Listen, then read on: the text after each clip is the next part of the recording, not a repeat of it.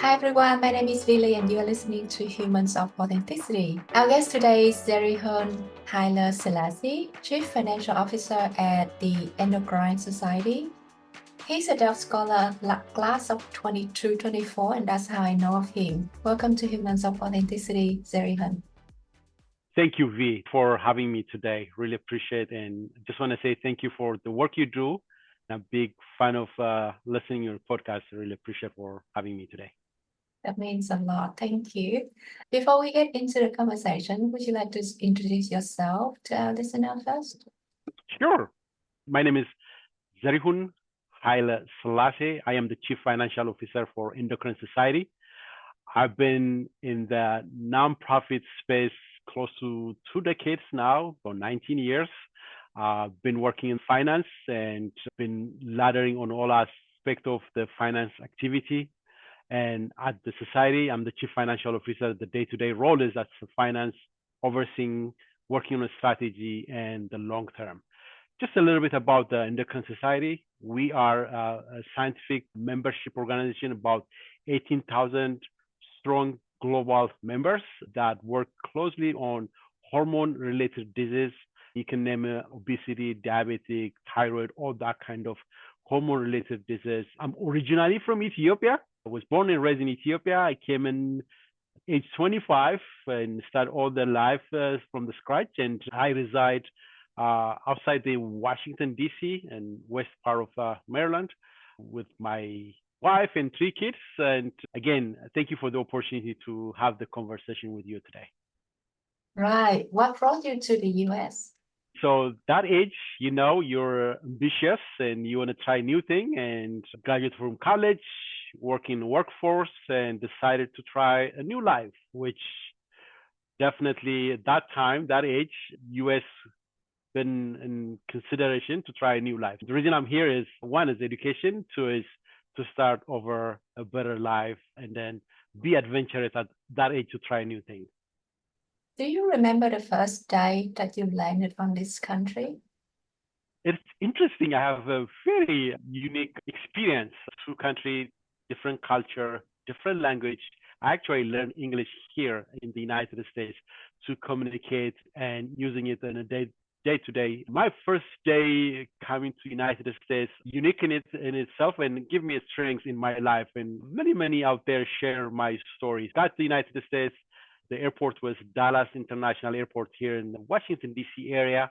And typical coming from other country, you're expecting someone to come and greet you, give you a ride from airport and stay with someone else.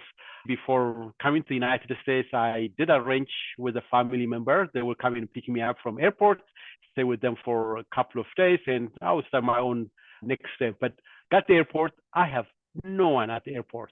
I did have their phone number and keep calling them, no response. So 25, no interaction, no idea what looks like outside the airport life. The good thing is I did work airline industry prior to coming to United States. I do know what it takes being in an airport. So while we're sitting there, someone walking around, he was looking to pick up someone. He's a taxi driver. He came and asked me, "Are you such and such?" I said, "No, that's not me." And he asked me, "Oh, I've been looking for this person. I know you guys came in about an hour ago, but I cannot find this person." I said, "Huh, can you tell me a little bit?" And again, I'm new to this country, right? So I asked him like, "Hey, can you tell me a little bit about this person?" He said, "He's young, your age, his name is this, and my wife told me to pick him up from airport, and I came in late. So he probably went somewhere else." And I said, "Oh, that's I don't think so. I have not seen anyone, but let me help you." And I pulled that guy and walked to the airline and I said, "Hey, this person is looking such and such. Can you help him out? Because you've got the passenger manifest. Can you look on that and then find? If not, can you search in a different airline?" Right? And the guy was amazed and then he walked with me, get all this help. And after probably 30, 45 minutes, he asked me, "What are you doing here? Why are you not going home?" And I start telling him my story and then he said, "I'm sorry. And this is common in the United States. You know what? I can take you my home." A stranger took me his home and stayed a couple of days in his house. Oh, Believe it or not, wow. stay in this house and start my life from there. So I'm glad you asking me. Usually when I talk about this one is I'm excited because that is the beginning of my experience. And to be strong, be purposeful, be focused on your objective. So that distraction did not pull me back. I could have go back home, right? So you know what? I don't have anybody. Let me go to the next flight back, or you could end up something else. But that's really a good experience on my first day in the United States. Oh, wow. That's an amazing story. The US at the time that you landed, was it what you expected it to be? That's a really good question. I know expectation can change. First day, a month, a year, and 15, 20 years later, right? My expectation on my first day, I was amazed how this country is blessed and things are very open. People are very nice and easy to understand and get seek help and everything. And I'm amazed how technologically advanced and the system is strong. And heading up from the airport, going to Washington, D.C., the experience that I'm seeing is wow, this is beyond I expect. It's a truly advanced and well structured society. Move forward a month, I was amazed. A year, I'm still greatly seeing that beyond I expect, the system, the structure, all that kind of things. 20 years later, I'm still amazed with this great country, and it's beyond my expectation. So if you think about that entire story, can you share three things that you love about yourself during that journey? Absolutely. So, number one, I'm a very motivated and goal oriented person. I'm always learning a new thing and making sure I have a purpose, getting there, and I continue striving towards that. It does take courage and, feeling about your motivation and getting there. So that's number one. Number two, I'm a risk taker. I do take risk. Believe me, I came in after I graduated back home and working for a very successful organization. If I stay there, still have a better life. But I said, you know what? I can take a risk to make it better from what I have, right? So definitely not afraid to fail, trying a new thing. And finally, I say myself I'm a very positive thing about future, regardless the up and down, the turbulence and everything you're in as you go in life and professional growth and everything you do, stay positive, stay focusing and seeing it the positive side of everything you do. So those are the three things I can say. I want to unpack that motivation to try new things. Do you have an example that you can share with us? Sure. So let me start from there. I had a bachelor in finance. I came to the United States. I have to learn English. So I have to go back to school, start over learning English. I did my bachelor again. I did my master's degree. I'm currently doing my PhD. So this is all is happening with that motivation, taking a risk. It was not an easy thing for anybody as a new immigrant to the United States. You building a new life, start over and culture, the language, all your surrounding. On top of that, taking the risk to go to school, taking a loan and investing on that, knowing that motivated and I want to get there. On top of that, met my love of my life at school early on. We both are at school that time and decided to put the journey together. And coming United States in 3 years time period, I have my first son going to school, working, building a family, having a child, and still focusing and continue doing what you're doing. 19 years later, I've got 3 kids and still doing what I'm doing. So this is all those three things mentioned earlier. Staying positive regardless what's happening, motivated and staying focusing on your ultimate goal, and then try new things. I'm halfway through my PhD and Wow. I'm excited sending my son to college. So all this is still warming up every single day and keeping me to move forward. So what was the source of your motivations? The source of motivation, I think it's a natural thing. It comes with trying new things. Growing up, we did not have anything, and we actually one of the five siblings with a single mom. My mom raised five of us, and being the oldest child in the house, I actually started all the responsibility. So that responsibility is managing the budgets, managing the household for my siblings. So my motivation is truly you can make it better on your action. No one is writing your history. I am writing my own history. I'm doing my own purpose.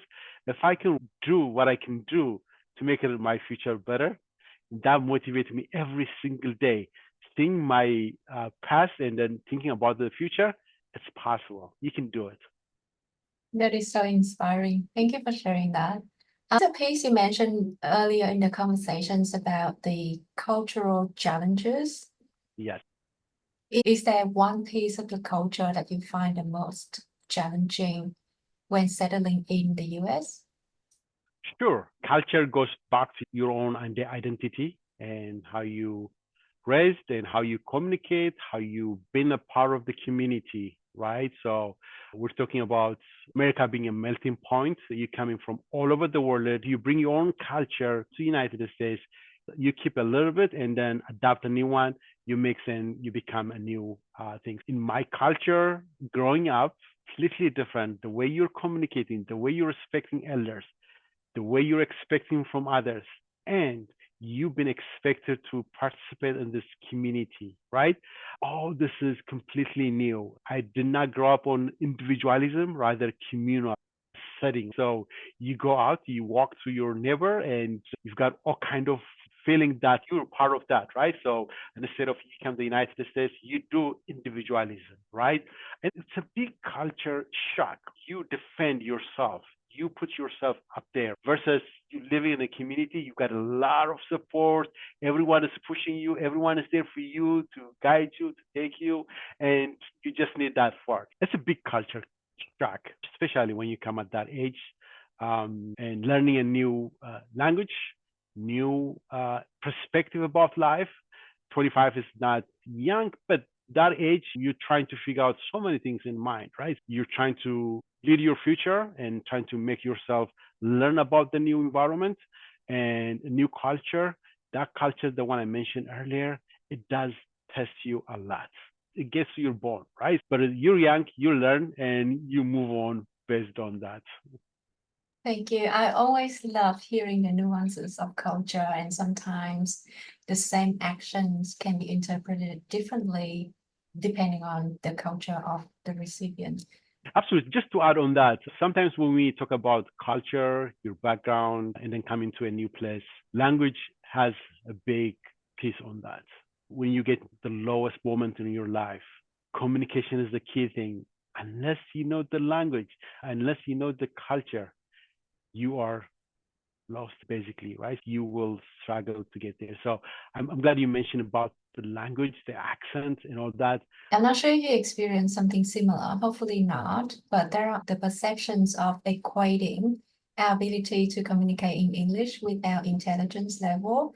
And I just hate whenever things like that happening to people who move into a new environment and try to settling down. Sometimes the refinement in the way that we speak or the vocabulary that we choose give people impressions. That's not necessarily the good demonstrations of who we are and our values. So thank you for pointing that out. Now I'd love to move to the second part of the conversations about the keyword. And just in full transparency for our listeners, the keyword that Zerihun chose was selected by another guest. So we have to tweak it a little bit to stay with the story that Zerihun would like to share. Zerihun, can you share with us the keyword that you'd like to discuss today? Absolutely, absolutely. And thank you for providing the list of the keywords. So I choose purpose, and suitable purpose can be a better way of discussing. But before I jump into the keyword, I want to just give you a little bit about myself. I'm a big chess player. You probably see a couple of in my background and collecting a lot more chess pieces. When you play chess, it's a strategy game and it has a purpose as well, right? Every move you do, you touch, you plan, not only understanding your own move, your purpose, but rather understanding the other side, what that person is thinking. How do I prepare myself to counter and then do the next step? So life without purpose is it does have its own fail, right? So I choose the word purpose because of that suitable purpose. And again, we all are going through this journey to be a better person than yesterday's who am I. So getting better as you go. And I love the word sharing with my kids and as well as my surrounding. Purpose does really make us unique in every aspect of what we're doing. When I said suitable purpose, that's the purpose that I was putting out there in life and profession. We do have this nonprofit environment, networking. I know you mentioned the 2022-2024 DELP scholar, and with that, you engage, you participate, you network, you learn, but behind it, you have that purpose. What is my purpose in this environment? What I'm getting out of it, what I'm contributing into, and what I'm doing to others. And purpose is one driving goal to take out of this. I did share with you growing up and how I get here and all the things we do. With that purpose, without that motivation that you pointed out earlier, it does not take you there. So when I say purpose, some people are hard to define what's that purpose, that motivation, that goal, right? Time to time, we go back and check ourselves. Who am I? Why am I here? What's going to happen tomorrow? What will be the future? And what we entitled to get there? Through all these questions and idea finding, solution finding journey, I put purpose out there. And when we have this conversation today, there is a purpose behind it, right? My life is always surrounded with questioning and asking and setting that purpose and guiding, and all my action would be surrounding there. So quick example on this one, my success is on my action, on my desire, on fulfilling my purpose. I do get the support, guidance, and all because we're living in a community that support each other. However, for my failure, my success, I am responsible. I'm writing my own history. I'm putting my history in the book with the things I'm doing, my influence, my action. So this is all taking me to summarize in a word that will make me every single day to move, continue doing what I'm doing because of the purpose that I'm carrying with me. Thank you so much for elaborate that for me. Now, when you select the word, then you also intentionally phrase suitable purpose in your response to me as well. Why does it have to be suitable purpose than just purpose by itself?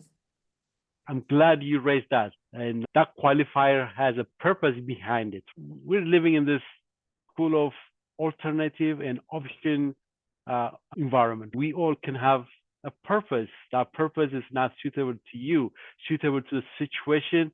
That purpose won't lead you anywhere. So the reason why that qualifier as a suitable purpose is really meaningful purpose that can suit to yourself, suit to others, suit to the situation. Purpose can lose its meaning if you can't find a proper suitable environment.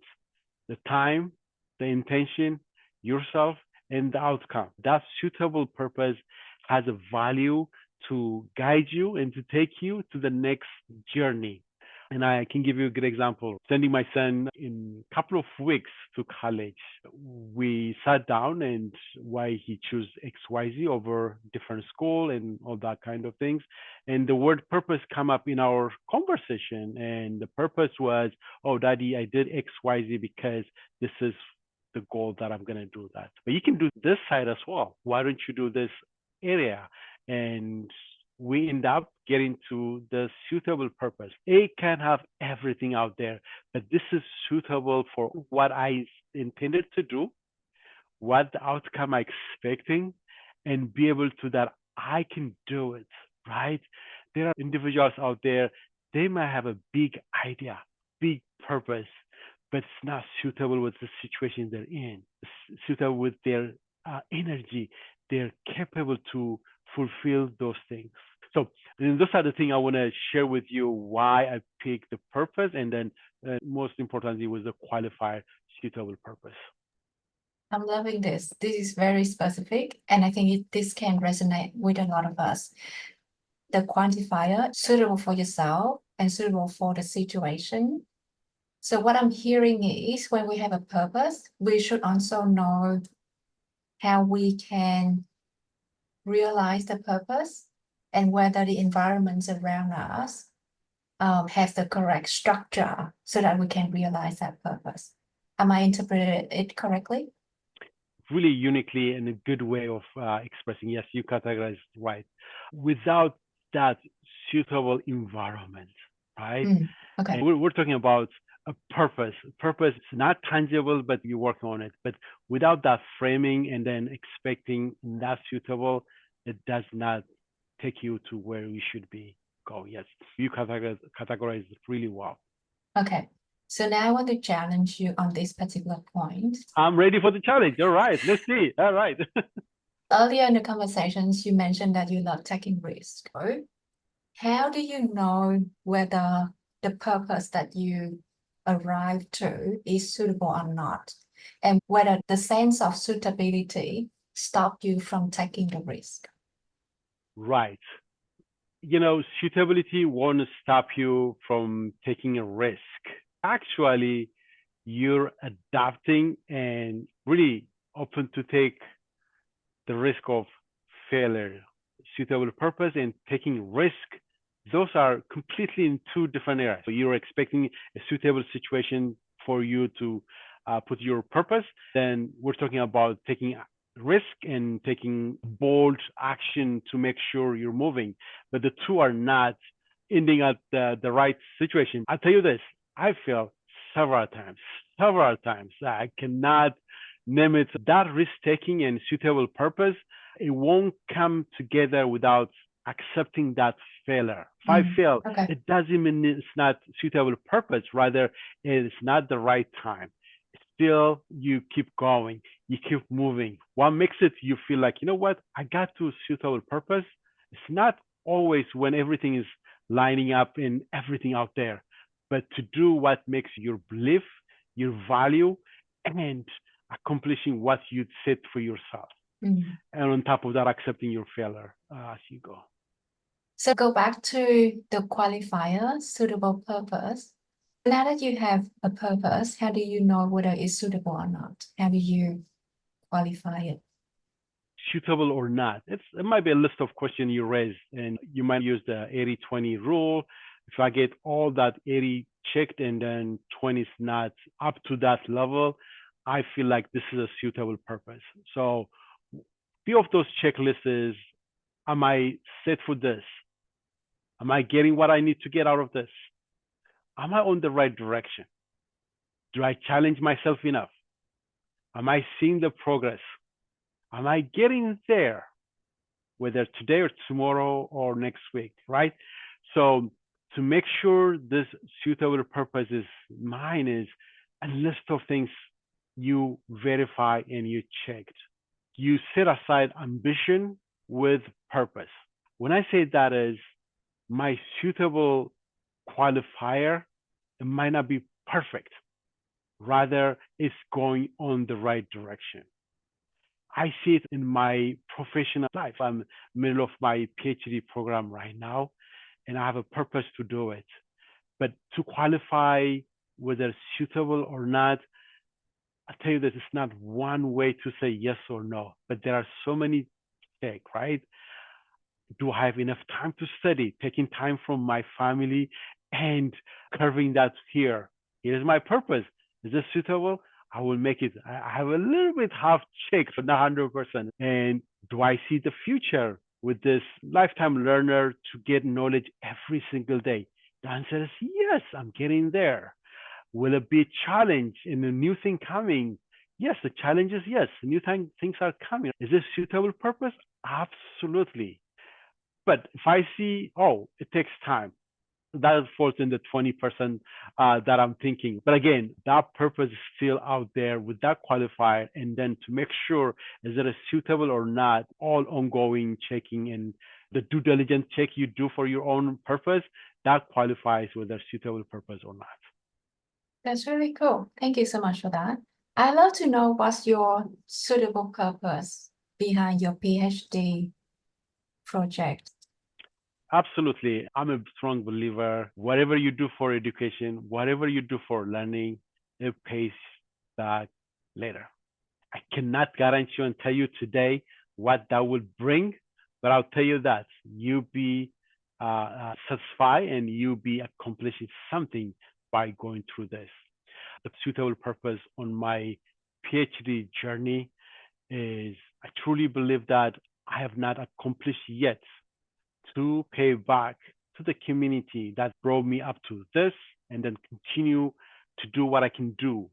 I do believe the journey that I'm going through this PhD will help me down the road to come back and fulfill how I can help the community in my knowledge, my skill, and experience by fulfilling that suitable purpose.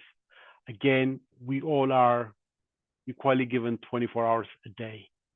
And the reason what one makes a lot more out of that 24 hours versus another one is making sure I have that suitable purpose.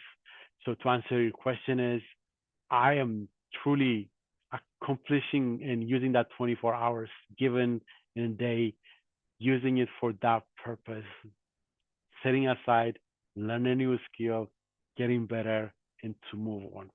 There is no limit in today's environment to learn. You don't need to go to school, but you make yourself ready to learn. And those are the things that I just carry with me on this PhD journey.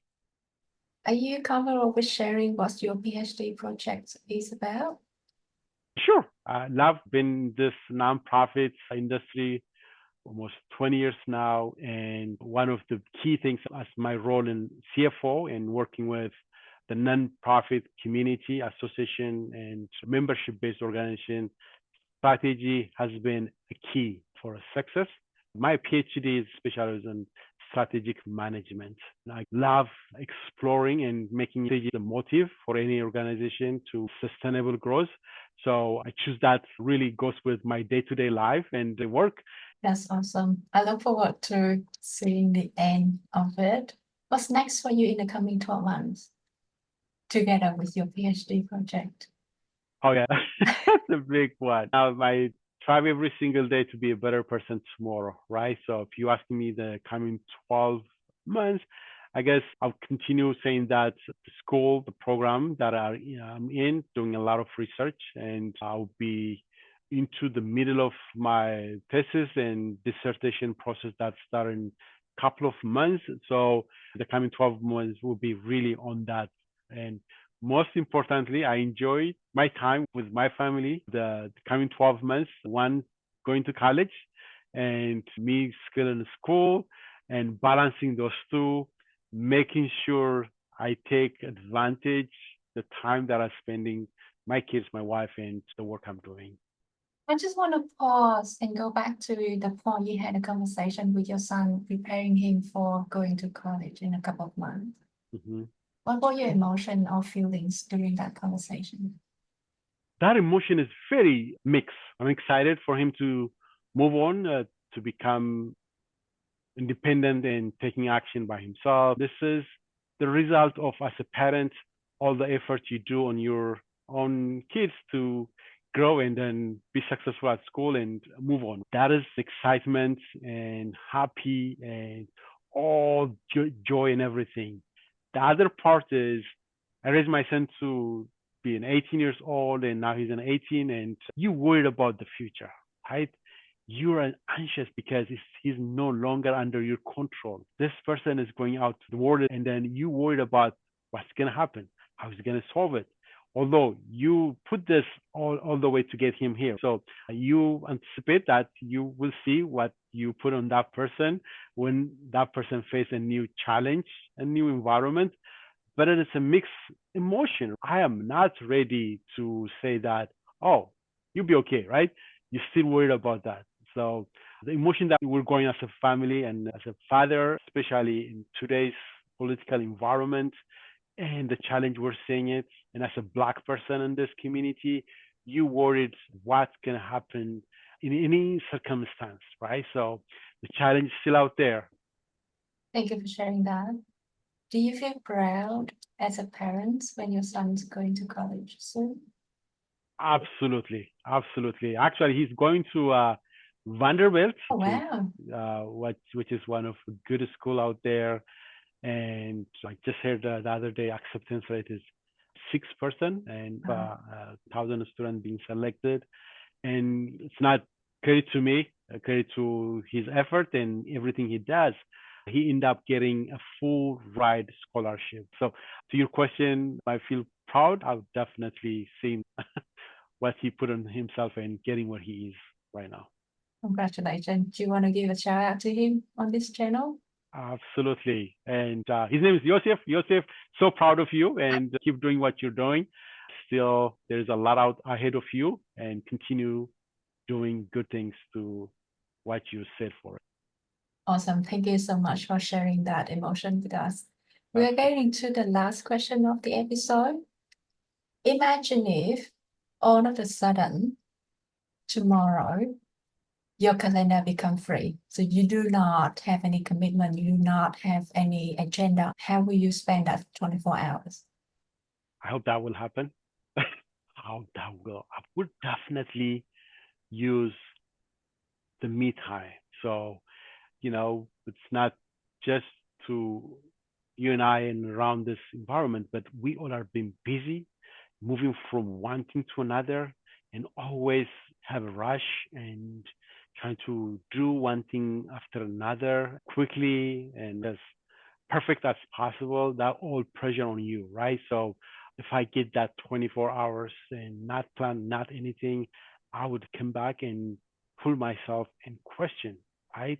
And go back to that suitable purpose, right? So Nice. I would definitely reflect and thankful for what happened for that moment and really do all those inventory that has been, brought me to be who am I at that moment and truly use and plant the seed for tomorrow. It's never ends. Life is continuous. So if I have that gap, go back and see what has been done and prepare for tomorrow.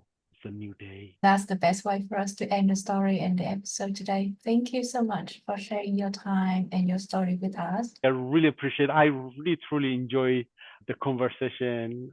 There is no prep. It's truly the conversation, the learning, and you just pull things out of that conversation and making it really interesting. So I thank you so much, and I continuously support you to the work you're doing. And I enjoy our conversation today. And thank you for having me today. My name is Zerihun Haile-Selassie, and you are listening to Humans of Authenticity.